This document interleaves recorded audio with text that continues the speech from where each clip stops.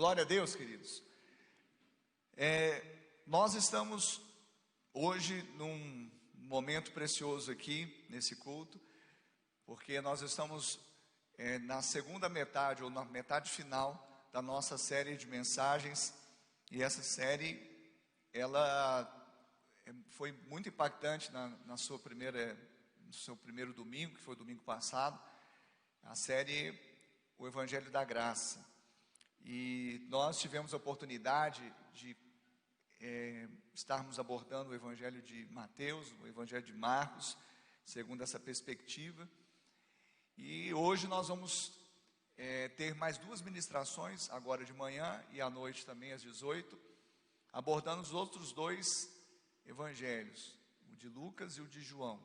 Então, querido, prepare o seu coração, prepare para receber de Deus, para receber a palavra, o ensino, o conhecimento e a graça. Paulo diz lá em Atos 20, 24: porém, em nada considero a vida preciosa para mim mesmo, contanto que complete a minha carreira e o ministério que recebi do Senhor Jesus, para testemunhar o Evangelho da graça de Deus.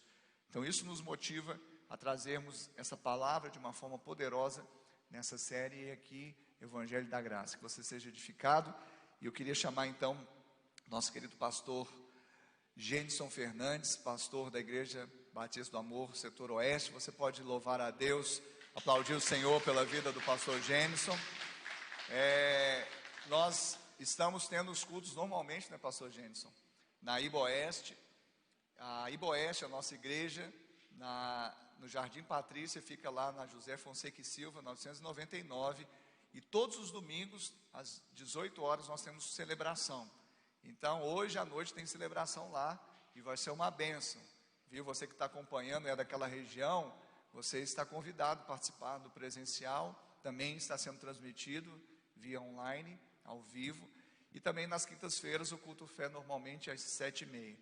Tem sido uma bênção. Nós temos visto a glória de Deus lá, né, pastor Gênison? As pessoas chegando, o mover, o coração aquecido naquele tempo lá, amém? Cadê o paninho ali? Vamos seguir o protocolo, né? Que vai ser o mesmo microfone. Amém? Então, nós estamos aí vibrando. Quantos estão vibrando com Jesus aí? Diga glória a Deus. Então, prepare o seu coração no nome de Jesus.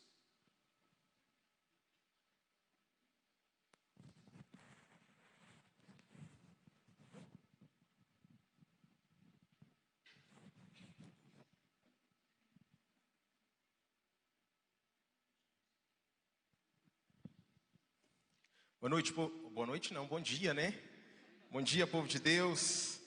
A graça e a paz seja com todos, amém? Vocês que estão nos acompanhando pelas redes sociais, sejam muito bem-vindos. Que o Senhor possa falar com você, assim como Ele ministrou de uma maneira tão preciosa no meu coração. Eu gostaria que você abrisse comigo, ou ligasse a sua Bíblia, no livro de Lucas, capítulo de número 2, Evangelho segundo Lucas. O capítulo é o de número 2, o versículo é o de número 10. Muito obrigado, pastor Ricardo, mais uma vez pela oportunidade. É um prazer muito grande estar sempre aqui com a amada igreja do Senhor. Lucas capítulo 2, versículo de número 10. O anjo, porém, lhes disse: não tem mais. Eis aqui vos trago boa nova, de grande alegria, que será para todo o povo. Vou repetir a segunda parte. Vos trago boa nova, de grande alegria, que será para todo o povo.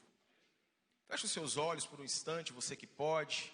Você que está aqui presencialmente, você que está aí na sua casa ou em qualquer outro local, e você que pode, feche os seus olhos. Vamos orar mais uma vez. Pai, te damos graça, glorificamos, exaltamos o teu maravilhoso nome, Pai, pois tu és aquele que é digno de receber honra, louvor e adoração. E a razão de estarmos aqui, ó Deus, é para que o teu nome seja exaltado e glorificado, Senhor. Fala conosco. Os nossos corações estão abertos, receptíveis, ó Deus, para receber a tua maravilhosa palavra, Senhor. E eu te peço, ó Deus, em nome de Jesus, que cada uma dessas pessoas que nos acompanham possam receber dessa porção, ó Deus, que eu já recebi, e que cada um, ó Deus, possa, em nome de Jesus, após essa ministração, estar ainda mais parecido contigo, ó Pai. No nome de Jesus, nós te louvamos e te agradecemos. Amém. Amém, queridos? Amém? Aleluia. É um pouco diferente, pastor Ricardo. IBA Oeste, IBA Matriz. O espaço é muito... Lá tem 5, 10 pessoas, as pessoas falam amém e faz... Né, Valdinei? Aqui, uma grande quantidade de pessoas. Mas é tão interessante, queridos, que Lucas, ele escreve o seu evangelho. E Lucas, o livro que ele escreve, não em termos de capítulos, mas em termos de conteúdo, ele é o maior livro do Novo Testamento. É um livro robusto, é um livro que traz o evangelho mais completo entre todos os sinóticos. Ele trata da vida de Jesus desde a infância. Ele fala da infância, ele fala da juventude de Jesus, ele fala da vida, ele fala do ministério de Jesus, ele fala da sua morte, da sua ressurreição, e ele fala também da ascensão de Jesus. O livro de Lucas, ele conta uma história maravilhosa para nós, e ele é assim um reservatório inesgotável, maravilhoso, que jorra assim da graça do Senhor para nós. Nós estamos falando a respeito do Evangelho da Graça. E esse livro, ele nos possibilita entendermos essa graça maravilhosa que está disponível, não para alguns, mas para todos os povos. Isso é graça o quê? Superabundante para todos nós. É tão interessante que Van Oostersee, ele coloca aqui esse terceiro evangelho, o evangelho de Lucas, ele é a coroa dos evangelhos sinóticos. Por quê? Por ser esse evangelho completo. Então, o evangelho que nos dá acesso a essa narrativa precisa da vida do Senhor, desde a infância, do seu ministério e da mensagem que Jesus ensinou ali. Lucas, ele escreve esse livro aproximadamente entre 60 e 70 depois de Cristo. É um livro tão gracioso que Lucas, ele é o único gentil a escrever o Novo Testamento. Aliás, Lucas é o único gentil a escrever um livro, a ser inspirado a escrever um livro. Nós cantamos aqui nessa manhã, Improvável, e essa música ela fala um pouco da minha vida, fala um pouco da sua vida, assim como Lucas, um gentio que escreve um livro maravilhoso. A Bíblia fala que Lucas foi um historiador e um médico, tanto é que ele acompanhou o apóstolo Paulo durante quase toda a sua vida, quando estava preso em Jerusalém. Ele uniu-se a Paulo lá em Troade, ele acompanhou Paulo na prisão em Cesareia, em Roma. Na viagem missionária, Lucas estava com Paulo. E esse homem, com essa mente de historiador, mas com um grande coração de médico. Alguns estudiosos vão dizer que ele escreveu com a mentalidade de um historiador meticuloso, mas com o coração de um médico amoroso.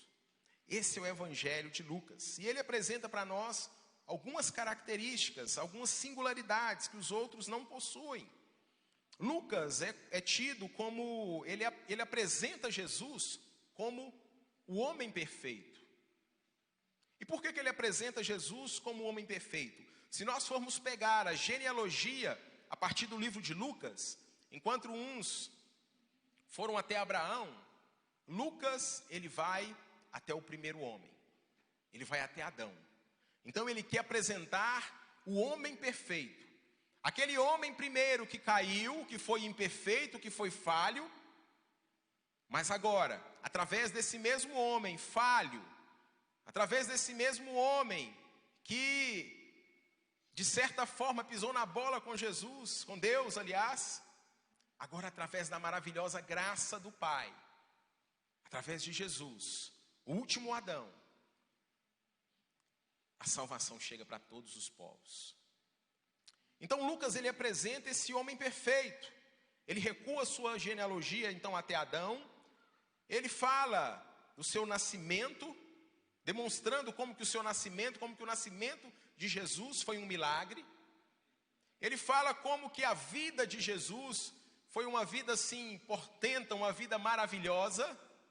Ele fala a respeito da morte de Jesus, a morte de Jesus sacrificial. A sua ressurreição foi o quê? Um triunfo, um brado de triunfo.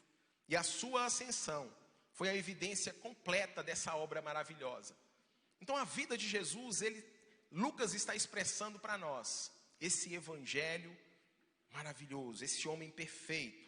Então Lucas, ele detalha o nascimento de Jesus, o seu crescimento em graça, em sabedoria. Então ele está apresentando esse homem perfeito. E para que nós pudéssemos pontuar algumas particularidades aqui de Lucas, o evangelho de Lucas, são coisas que os outros evangelhos de certa forma não tratam, e foi isso que está sendo proposto, essa singularidade entre um evangelho e outro, para nós não ficarmos redundantes. Lucas, ele traz então aqui algo maravilhoso, é o evangelho da universalidade da salvação. A salvação sendo disponível para todos. Nós vemos isso lá em Lucas, no capítulo 3, versículo 1 e 2. Tratando justamente sobre isso. Esse evangelho está sendo disponível para todos os seres humanos. Esse evangelho de Lucas, ele não trata simplesmente aos romanos, ele não trata simplesmente aos judeus. Enquanto Mateus, ele escreve para os judeus, Marcos escreve para os romanos, Lucas, ele escreve para todos. É um evangelho universal, ele quer alcançar os gentios, ele quer alcançar a todos. E ele faz então, aqui em Lucas capítulo 3, ele situa o tempo, a história, o que é que estava acontecendo naquele tempo, o que é que estava acontecendo. Então ele traz os governadores, quem eram os governadores daquela época, daquela cidade, daquelas regiões, e ele vai situando o povo. Então esse mesmo evangelho nós encontramos indivíduos, mas também encontramos multidões. Nesse evangelho nós encontramos mulheres, crianças, homens, pessoas ricas e pessoas pobres, ou seja, um evangelho universal, pecadores, mas também santos, um evangelho universal. Então esse livro, ele traz essa mensagem maravilhosa, o caráter universal de Cristo para a salvação para todos, como nós lemos aqui em Lucas capítulo 2, versículo de número 10, boa nova de grande alegria, que será para todo o povo. E isso é tão real, isso é tão verdade, que me alcançou e te alcançou, praticamente 2000 anos depois. Isso é maravilhoso, amém? Quantos podem dizer amém? Então esse evangelho universal, nós temos aqui muitas passagens, por exemplo em Lucas capítulo 32, do Lucas 2 capítulo 32, versículo 32, ele fala a respeito da revelação para os gentios. Então ele fala, é luz para a revelação aos gentios, e para a glória do teu povo de Israel. Então barreiras caem, não existem simplesmente algumas pessoas escolhidas, algum povo escolhido, mas está disponível para todas as pessoas. Então esse evangelho, ele representa, ele apresenta esse Jesus universal. Tanto é que Lucas, ele refere aos gentios como o canto de Simeão, está registrado lá em Lucas capítulo 2, versículo 32, como nós falamos. Ele fala ali a respeito da viúva de Sarepta, de Naamã, do centurião, ou seja, pessoas que não eram do povo judeu, dos hebreus. Então está colocando disponível a salvação endereçada não apenas para os judeus, mas também, sobretudo, aos gentios. Todos aqueles que acreditassem. o evangelho disponível não mais apenas para os religiosos, as pessoas tidas como perfeitas, não. Agora Lucas está apresentando esse evangelho também para as pessoas colocadas às margens, as pessoas rechaçadas, as pessoas escolhidas. Esse evangelho maravilhoso de Lucas. Então, primeiro ponto, Lucas apresenta então esse evangelho da universalidade da salvação. Em segundo lugar, Lucas apresenta o evangelho especial às pessoas marginalizadas, como nós já colocamos, as pessoas excluídas. Gordon Free, ele coloca que Lucas, ele é enfático ao dizer que o Messias de Deus, ele veio até o povo, não simplesmente mais para Israel, a nação escolhida, mas veio para todos. Então ele vai para todos, e todos são todos. Aqueles que estavam excluídos, aqueles que precisavam ficar do lado de fora, aqueles que não poderiam circular em meio ao povo. Então Jesus, ele é apresentado dessa forma, através de uma graça maravilhosa. As mulheres são incluídas, os doentes, os impuros, os pobres, os publicanos, ricos. E Jesus vai colocando, vai passando ali através de Lucas, algo maravilhoso para a minha vida e para a sua vida. Então Jesus, ele aproxima tanto publicanos quanto pecadores. Ele chama toda essa gama de povo para ouvir o evangelho. Ele não faz acepção de pessoas. Tanto é que nós vamos ver que Jesus, ele vai hospedar-se na casa de Zaqueu, um homem que era tido como impuro, como pecador. Jesus, ele tem, os pés ungidos por uma mulher pecadora. Onde os religiosos falam, olha, mas se tu soubesses quem era essa mulher, ou seja, as pessoas estavam vivendo tempos de separação, aonde, era tudo separado, o santo e o profano. E Jesus, ele vem e muda tudo isso. E Lucas apresenta esse evangelho da graça maravilhosa para todos nós. O próprio Levi, Mateus, já foi ministrado assim de uma forma maravilhosa pelo pastor Douglas domingo passado. Ele recebe Jesus na sua casa. E Mateus era considerado também pelos próprios judeus uma pessoa imprópria. Então Lucas está nos apresentando esse evangelho maravilhoso, esse evangelho onde o Senhor, ele dá atenção para todos, inclusive aqueles que estavam excluídos, marginalizados. Em terceiro lugar, Lucas é o evangelho das crianças. Como eu disse, Lucas faz questão de tratar do nascimento de Jesus, e Lucas também retrata acerca do nascimento de João Batista. Nos outros evangelhos nós não vemos retomando até o nascimento. Então Lucas está mostrando a importância também no reino de Deus das crianças. Ele então apresenta o evangelho das crianças. Em quarto lugar, Lucas, o evangelho também das mulheres. Nós sabemos que nesse primeiro século, e até bem pouco tempo atrás, para não dizer até os nossos dias, as mulheres ainda são deixadas muitas vezes à margem da sociedade, são tratadas de formas diferentes. Jesus, ele vem demonstrar de uma forma maravilhosa que todos nós somos iguais perante o Senhor.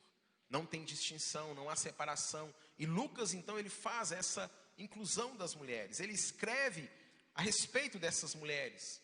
Ele escreve, por exemplo, a respeito de Isabel, de Maria. Lucas retrata a vida da profetisa Ana, a viúva de Naim, a pecadora que ungiu os pés de Jesus, na casa do fariseu, Marta e Maria, as mulheres que sustentaram o seu ministério. Então, esse livro ele é riquíssimo em detalhes, ele é riquíssimo em trazer para nós, nos nossos dias atuais, a importância de todos. Todos nós somos importantes para o Senhor Jesus. E Lucas, ele faz 43 referências às mulheres nesse evangelho. É algo assim maravilhoso. 43 referências às mulheres.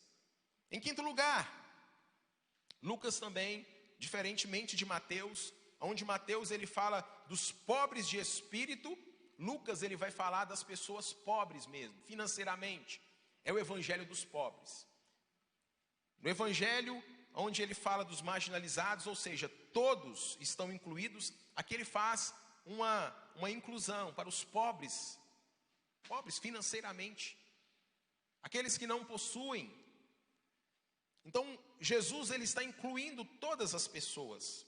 Lá em Lucas 4:18 diz: o Espírito do Senhor está sobre mim, porque Ele me ungiu para evangelizar os pobres. Enviou-me a proclamar a libertação aos cativos e a restauração da vida aos cegos, para pôr em liberdade os oprimidos. A própria família de Jesus era uma família pobre.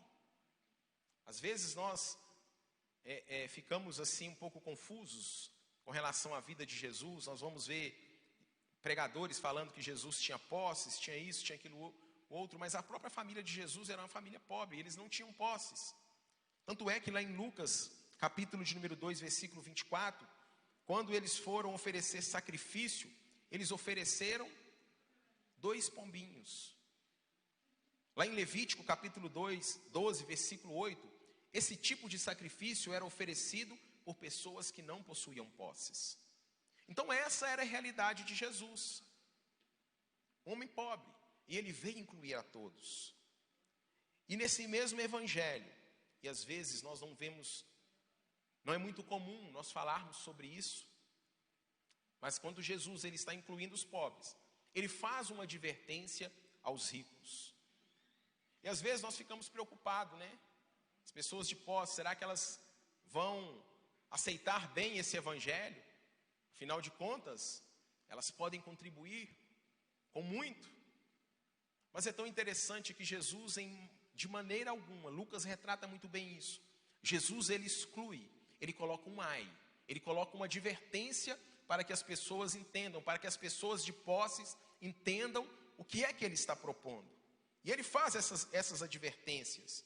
Ele faz advertência, por exemplo, como do rico tolo, lá em Lucas capítulo 12, versículo 16. Ele faz advertência ao administrador infiel. Ele faz advertência do rico e Lázaro. Então são muitas advertências que Lucas vai colocando nesses evangelhos, para que o rico, ele entenda, e ele possa compreender de maneira assim, clara, o que é que o Senhor está propondo. Não pode ter 2 senhores na nossa vida. A nossa consolação, a Bíblia diz que a consolação dos ricos é o quê? O dinheiro. Então é errado ter dinheiro? Não, Jesus não, de maneira alguma disse isso. O que Ele está propondo para nós não é isso.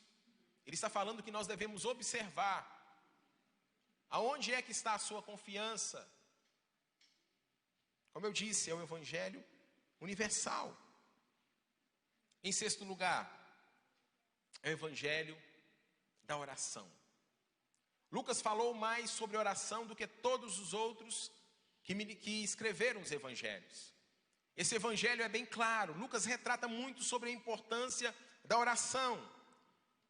E nós precisamos entender e aprender tanto com Jesus, esse homem perfeito, que ele enfatiza a vida de Jesus. Quando Jesus estava para se batizar, a Bíblia diz que Jesus, ele orou. Isso está relatado lá em Lucas capítulo 3, versículo de número 21. No próprio batismo de Jesus, a Bíblia diz que, orando ele, o céu se abriu. Lá em Lucas capítulo 5, versículo de número 17, porém a sua fama se propagava ainda mais, e ajuntava-se muita gente para ouvir e para ser por ele curada de suas enfermidades. Porém ele retirava-se para o deserto e ali orava. Tantas outras passagens. Lucas capítulo 6, versículo 12, 3, versículo 23, Lucas 23, 34, Lucas 22, 39 e 40, Lucas 22, 31, 32, e segue lista.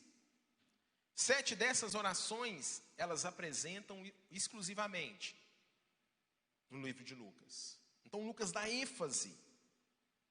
E é tão interessante que o próprio Jesus, quando ele ia passar por determinado problema, por determinada crise, o que é que ele fazia antes?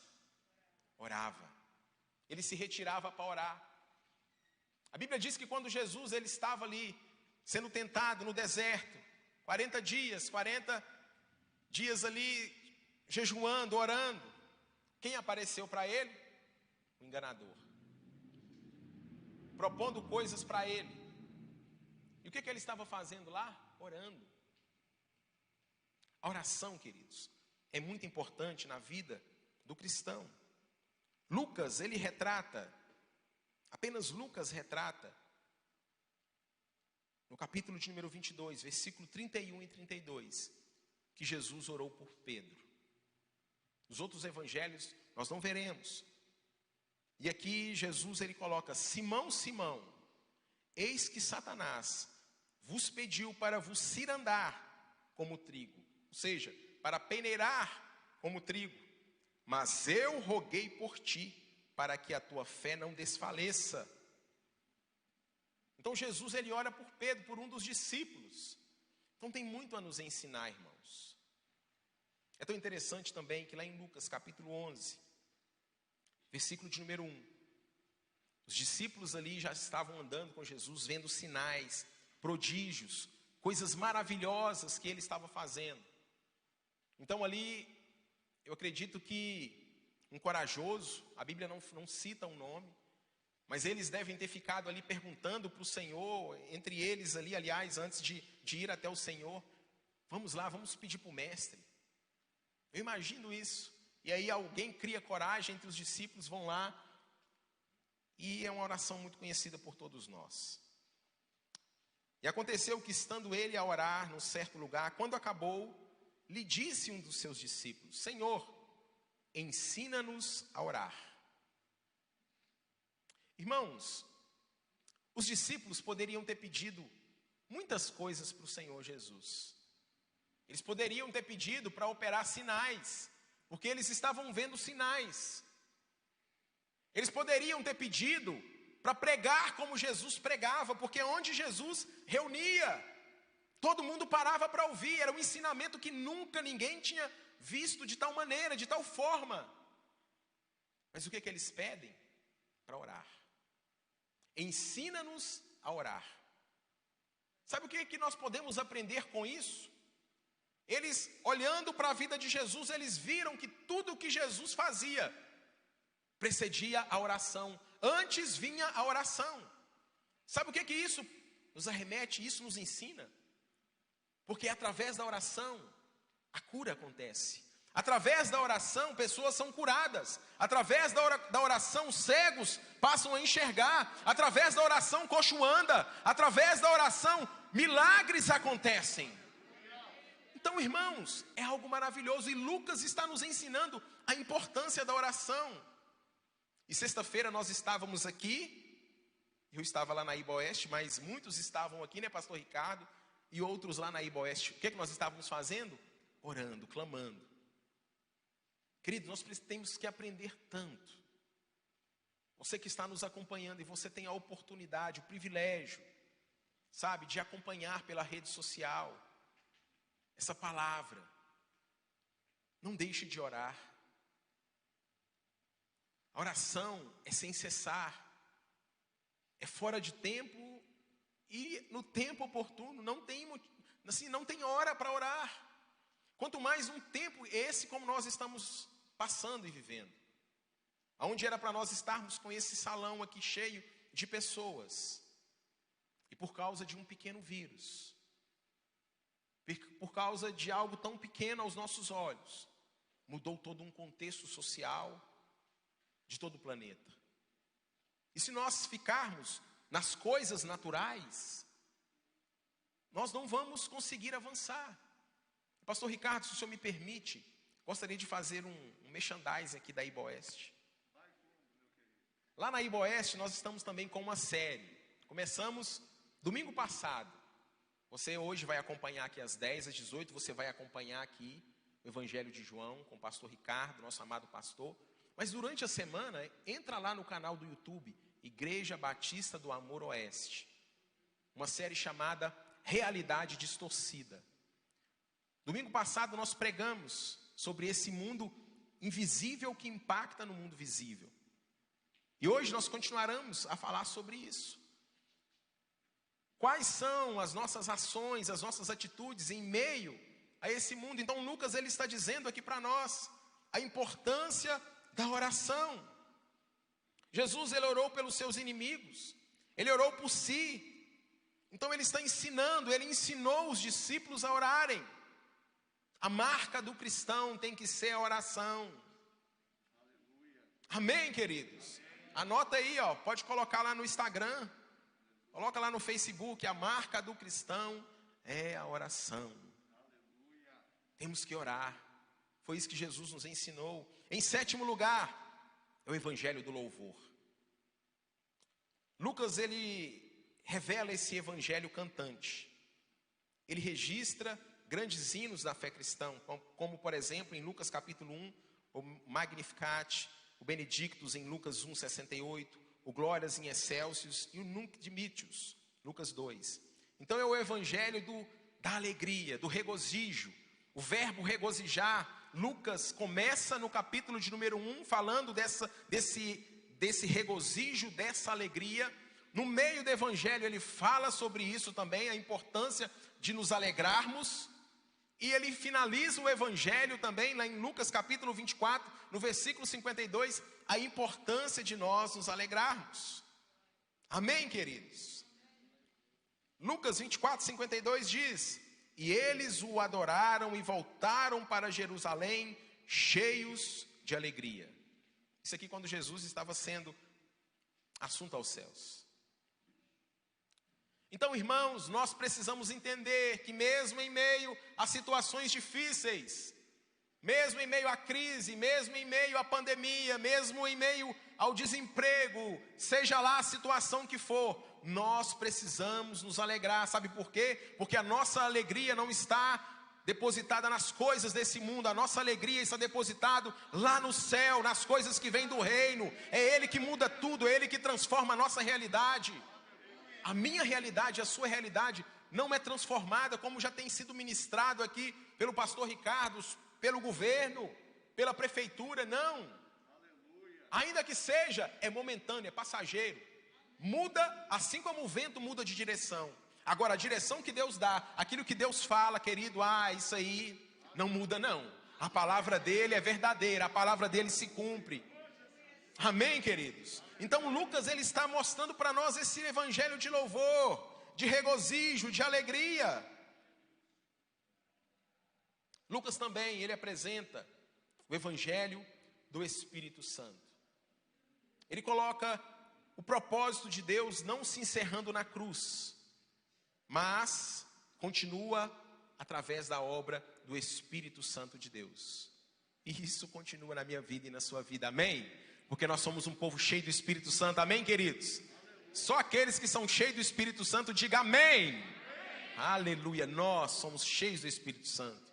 Então Lucas, ele demonstra, não apenas no livro de Lucas, mas como ele também escreveu Atos, ele dá continuidade dessa igreja primitiva, cheia do Espírito Santo. E sabe por que eles operaram sinais e maravilhas? Porque eles eram cheios do Espírito Santo. E para tempos difíceis como esses, nós também precisamos ser cheios do Espírito Santo de Deus. Se nós não formos cheios do Espírito Santo de Deus, queridos, nós não conseguiremos fazer nada de diferente. Então Lucas propõe esse evangelho para nós. Lucas capítulo 1, versículo 15, João é cheio do Espírito Santo desde o ventre. Em Lucas 1,35, o Espírito Santo cobre Maria com a sua sombra. Quando Jesus foi batizado, o Espírito Santo veio sobre ele, está registrado lá em Lucas 3, 22. O mesmo Espírito Santo o conduziu ao deserto para a ocasião da tentação, Lucas 4, versículo 1. Quando Jesus regressou a Galileia no poder do Espírito Santo, Lucas 4, 4. Jesus, ele aparece, ele prega na sinagoga. Ele afirma que o Espírito Santo estava sobre ele. Lucas 4,18. Jesus exultou no Espírito Santo. Lucas 10,21. Os discípulos foram ensinados pelo Espírito Santo na sua jornada missionária. Lucas 12,12. Lucas coloca sobre a blasfêmia contra o Espírito Santo é o mais grave dos pecados. Lucas 12,10. O Pai dá o Espírito àqueles que pedem. Lucas 11,13. Está disponível para todos nós. Jesus envia a promessa do Pai e reveste os seus discípulos com o Espírito Santo. Lucas 24, versículo de número 29. O Espírito Santo vem sobre Maria, vem sobre Isabel, sobre os seus discípulos e segue lícita. Lucas, então, ele fala mais do Espírito Santo de que qualquer outro evangelista, de qualquer outro evangelho, formando então esse vínculo com os discípulos, linkando com a igreja primitiva já, que chega até nós nos dias de hoje. Lucas também, ele propõe o evangelho das parábolas. Das 37 parábolas escritas, 14 aparecem exclusivamente no livro de Lucas. Você não vai encontrar em nenhum outro livro, apenas no livro de Lucas. Por exemplo, os dois devedores, lá em Lucas capítulo 7, o bom samaritano, lá em Lucas 10, o amigo importuno, lá em Lucas 11, o rico insensato, está registrado lá em Lucas 12, a figueira infrutífera, Lucas 13, os lugares no banquete, Lucas 14, o construtor de terra, de torre, e o rei indo para a guerra, Lucas 14, a dracma perdida, Lucas 15. E aí nós chegamos em Lucas capítulo 15, versículo 11, 32. Tido por muitos historiadores, por muitos teólogos, como o centro físico, emocional e teológico do livro de Lucas. A parábola do filho pródigo. Aonde que nós estamos vendo? Em Lucas. E uma pergunta que nós devemos nos fazer nos dias de hoje: o que é que levou esse filho pródigo a sair da casa do pai rumo a um lugar distante, a uma cidade distante? Nós podemos elencar alguns itens aqui, por exemplo. Lucas capítulo 15, versículo de número 12, nós vamos ver que o filho, ele já estava insatisfeito. Mostra a insatisfação de um filho. Infeliz na casa do pai. A companhia do irmão mais velho e a companhia do pai já não agradava, já não mais preenchia a sua vida. E nós precisamos entender, irmãos, que a insatisfação é algo muito perigoso. As pessoas do nada começam a ficar insatisfeitas, começam a reclamar da casa do pai. Foi a insatisfação também que derrubou Eva lá no Éden. Foi a insatisfação que derrubou Lúcifer. Estavam insatisfeitos. A insatisfação é algo tolo. Podemos ver também na vida desse filho pródigo, Lucas 15, 13, a rebelião. Ele se rebela. Ele pede para o pai uma herança antecipada. Ele tinha direito a 1/3 da herança. E ele pede para o pai fora do tempo. Ele se rebela contra o pai. Eu não quero, pai, eu quero que o senhor me dá agora. Eu quero ir, eu quero curtir a minha vida, me dá a minha herança. E para onde que você vai, filho? Para uma terra distante. O coração do filho já estava longe do coração do pai. Distante, indo para uma terra ainda mais longe. Nós podemos ver também em Lucas 15, 13 e 14, essa dissolução. O filho mais novo, então, ele pega tudo ali que o pai lhe dá e vai gastar da maneira que ele lhe convém, da maneira que ele acha correto. Vai se assentar na mesa para usufruir de todos os copos dos prazeres da vida. Foi gastar a herança do pai de maneira dissoluta. Nós precisamos entender e saber que o mundo, ele tem muitas luzes, muitos holofotes, que às vezes tendem a nos confundir. E foi isso que aconteceu com esse jovem. As luzes são atraentes, mas nós precisamos entender, querido, que esse pecado, essas luzes que muitas vezes chamam a nossa atenção, não é a luz de Cristo. Não é a luz que vem para trazer vida, não é a luz que vem para clarear e gerar algo novo, muito pelo contrário. Tem uma aparência boa, assim como o filho pródigo experimentou. Quando estava com dinheiro, muitos amigos. Lucas 15, versículo 15 e 16, nos mostra também uma vida de degradação. Essa vida de dissolução é uma vida que degrada. E foi o que aconteceu com esse homem. Passou fome, frio, não tinha comida, a ponto de desejar a comida dos porcos e não ter. Lucas coloca esse evangelho para nós.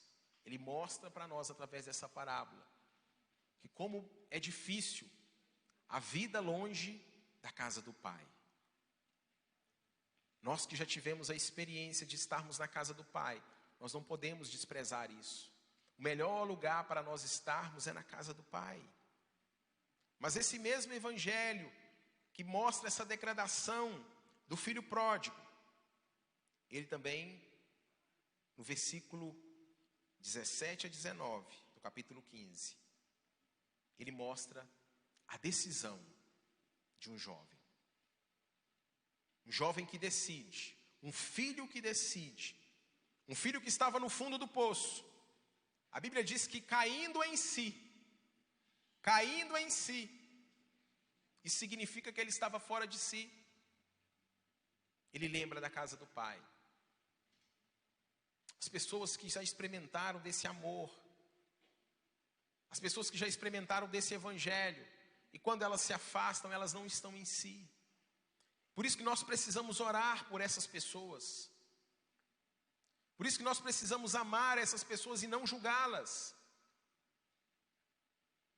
E muitas vezes nós queremos julgar. Não, nós não fomos chamados para julgar ninguém. Nós não somos juiz de ninguém.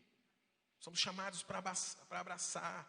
Mas esse filho, ele teve uma decisão. Ele caiu em si e ele tomou uma decisão. Ele se arrependeu. E ele falou: eu vou ao encontro do meu pai. Eu não vou ficar dessa maneira. Eu quero ir para a casa do meu pai.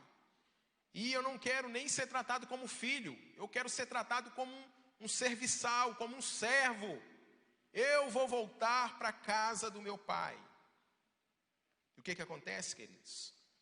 Esse mesmo filho que decide, ele age. E o que eu quero falar para você que está aqui nessa manhã, para você que nos acompanha pelas redes sociais, não basta nós termos uma decisão no coração. Nós precisamos de atitude, de ação.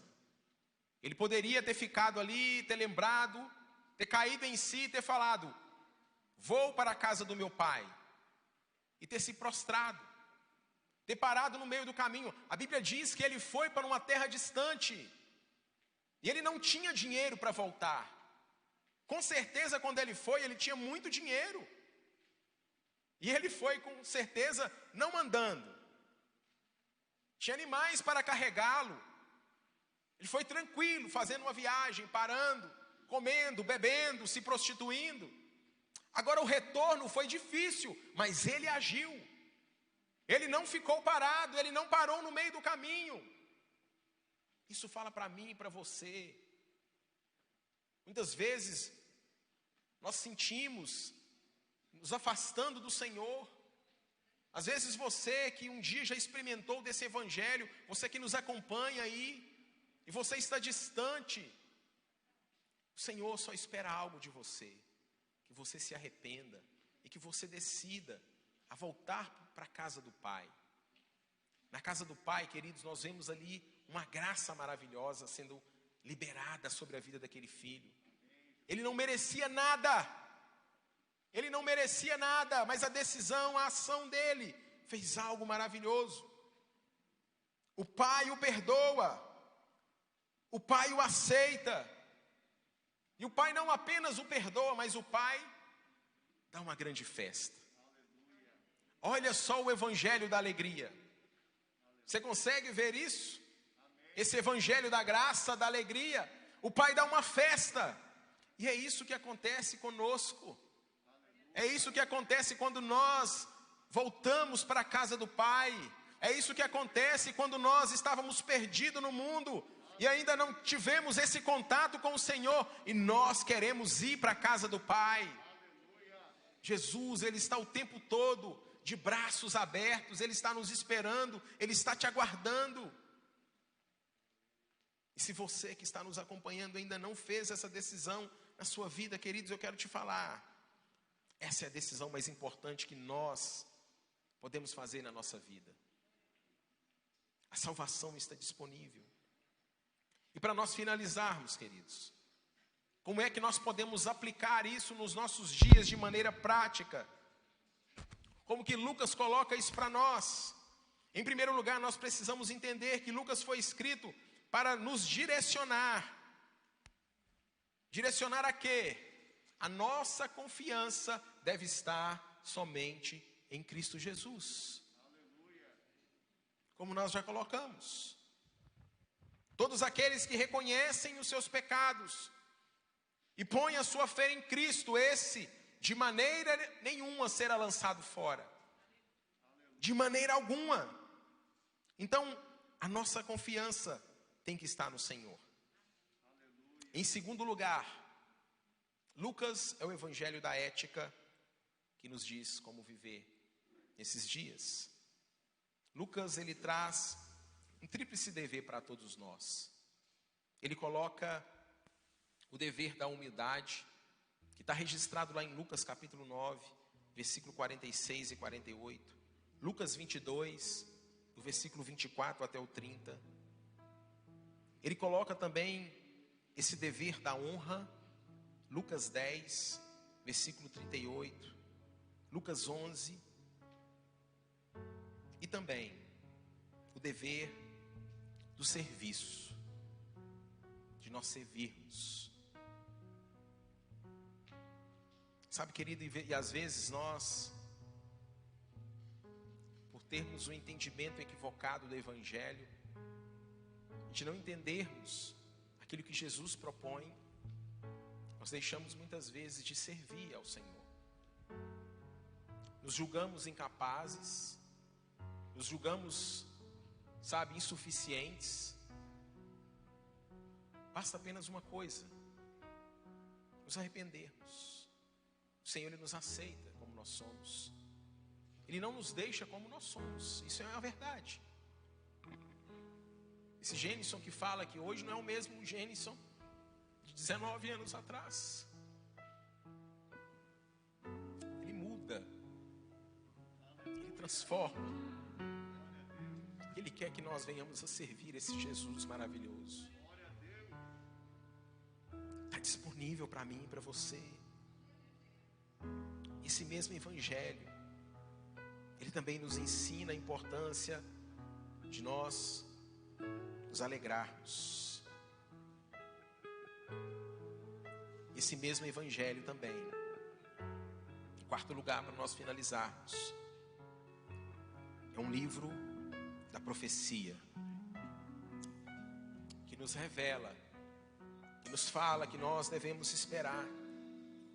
A profecia de Isaías 53, ela se cumpre em Cristo. Agora, o Redentor é prometido. Lucas 22.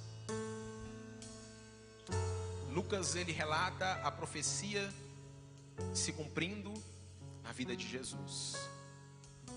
Mas Lucas também retrata que esse Redentor um dia virá para nos buscar. Eu gostaria de convidar você a ficar de pé no seu lugar. E Lucas capítulo 12, ele proclama as glórias do porvir, as honras que receberão aqueles que herdarem a vida eterna. Haverá honra para aqueles que não negaram a Cristo. Haverá honra para aqueles que reconheceram que necessitam de um Salvador. Eu quero falar para você nessa manhã, você que está aqui presencialmente, ou você que está nos acompanhando, você pode estar se sentindo improvável, você pode estar se sentindo incapaz, você pode estar se sentindo sujo, indigno de servir o Mestre. Mas o nosso Jesus, Ele está aqui nessa manhã, Ele está te alcançando nessa manhã.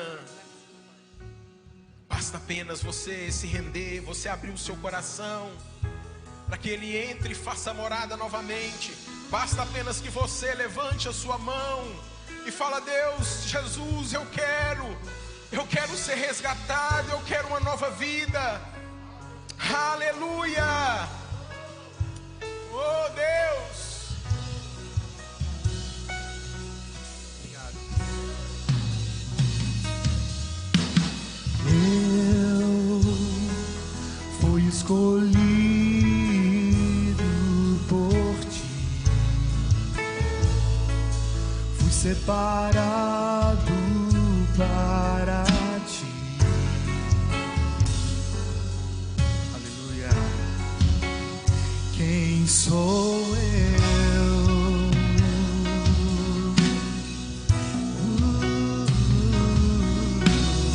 Eu não era a escolha de ninguém, jamais alguém olhou pra mim. O Mestre está olhando para você.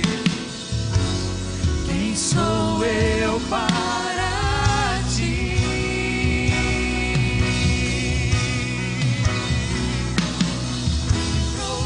Improvável, mas escolhido, incapaz, mas vencedor em ti, Senhor.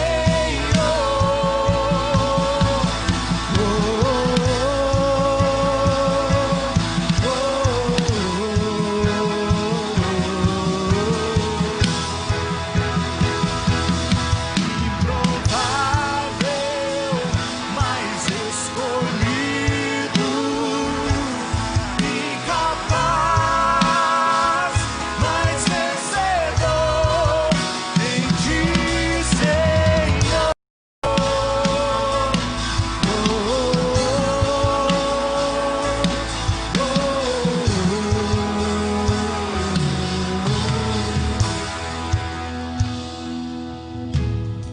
Você que pode, coloque as suas mãos sobre o seu coração, feche os seus olhos.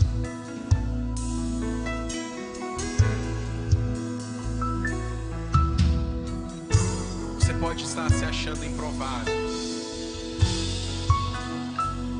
mas eu quero te falar que você foi escolhido pelo Senhor.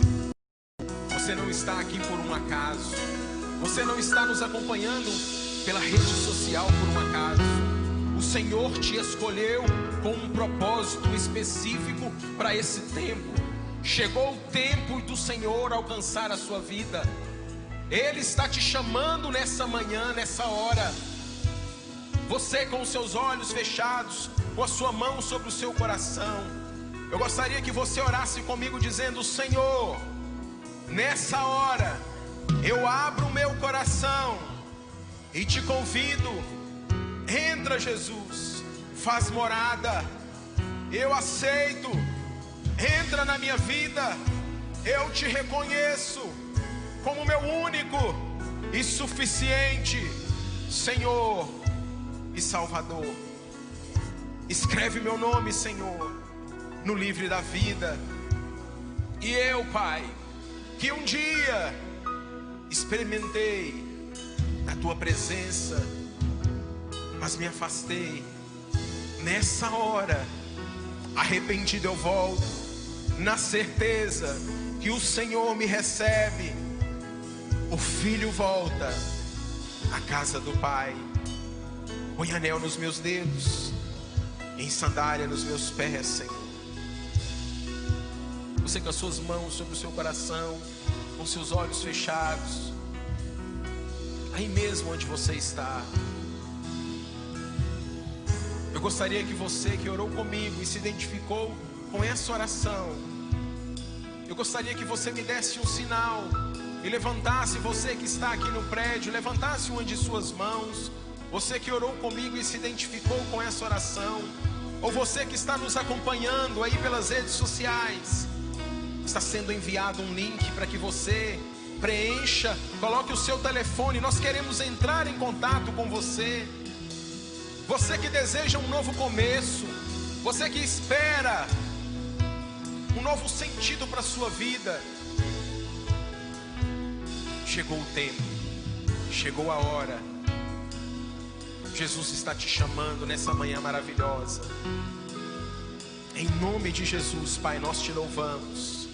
Nós te agradecemos, ó Deus, pela tua palavra, pelas pessoas que estão sendo alcançadas, Pai. Tu és maravilhoso, Senhor. Em nome de Jesus, Pai, eu te louvo e te agradeço por essa maravilhosa oportunidade, Senhor, que o Senhor me concedeu nessa manhã, ó Pai. Em nome de Jesus, o Senhor te abençoe, que o Senhor te guarde, o Senhor te dê uma semana repleta da presença dEle.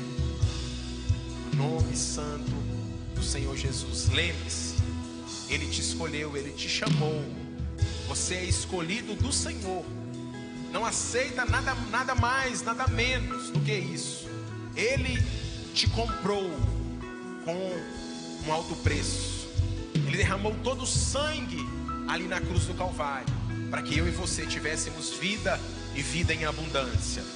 Amém? Você pode levantar as suas mãos aos céus e aplaudir aquele que é digno de receber. Aplauda.